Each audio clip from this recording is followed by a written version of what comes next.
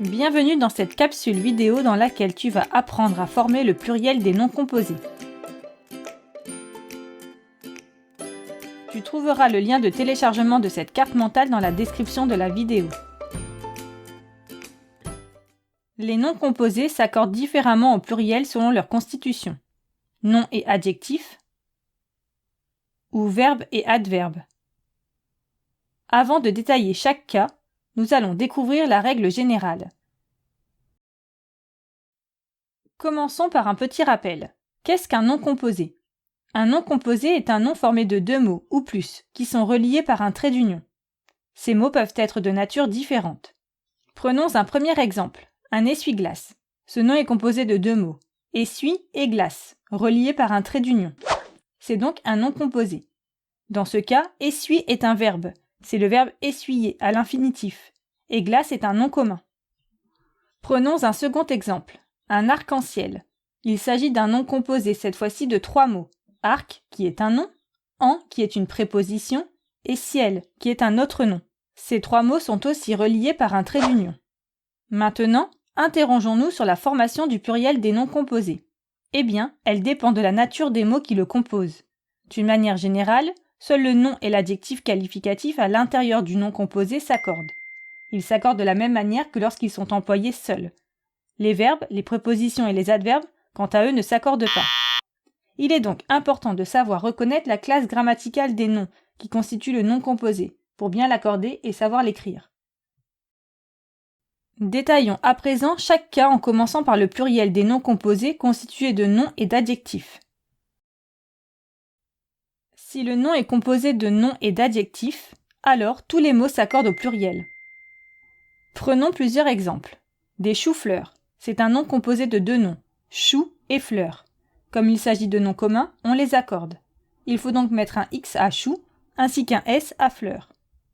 Des cerfs-volants, c'est un nom composé du nom cerf et de l'adjectif volant. Au pluriel, on doit les accorder. Cela donne cerf avec un S et volant avec un S également. Des sourds-muets. Sourd et muet sont deux adjectifs que l'on doit accorder au pluriel. Il faudra alors ajouter un S à la fin de ces deux adjectifs. Attention, parfois deux noms peuvent être séparés par une préposition. Dans ce cas de figure, seul le premier nom est au pluriel. Par exemple, des arcs-en-ciel. Arc et ciel sont deux noms séparés par la préposition en. Seul le premier nom, c'est-à-dire arc, prend la marque du pluriel S. Prenons un autre exemple, des fers à cheval. Fer et cheval sont deux noms. Ils sont séparés par la préposition à. Donc seul le nom fer se met au pluriel et prend un S à la fin.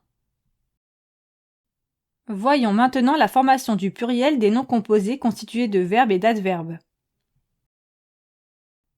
Si le nom composé comprend des verbes et des adverbes, comme lorsqu'ils sont employés seuls, les verbes et les adverbes sont invariables, c'est-à-dire que leur forme ne change pas, ils ne s'accordent pas.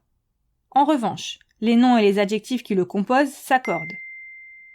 Voici plusieurs exemples. Les tire-bouchons, c'est un nom composé d'un verbe et d'un nom. Tire est un verbe, on ne l'accorde pas. Bouchon est un nom, donc on l'accorde en mettant un S à la fin. Les arrière-boutiques. Arrière est un adverbe.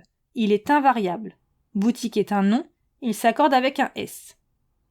Les passe-partout est composé d'un verbe et d'un adverbe, donc les deux mots ne s'accordent pas.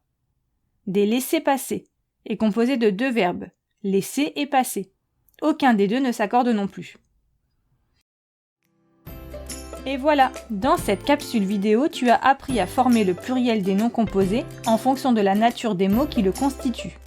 Attention, il existe des cas particuliers qui ne suivent pas les règles, et il peut être nécessaire, en cas de doute, de vérifier dans un dictionnaire. N'oublie pas de télécharger la carte mentale associée à cette leçon. Le lien de téléchargement se trouve dans la description de cette vidéo. Tu trouveras aussi de nombreuses fiches d'exercices et des quiz pour t'entraîner. À bientôt!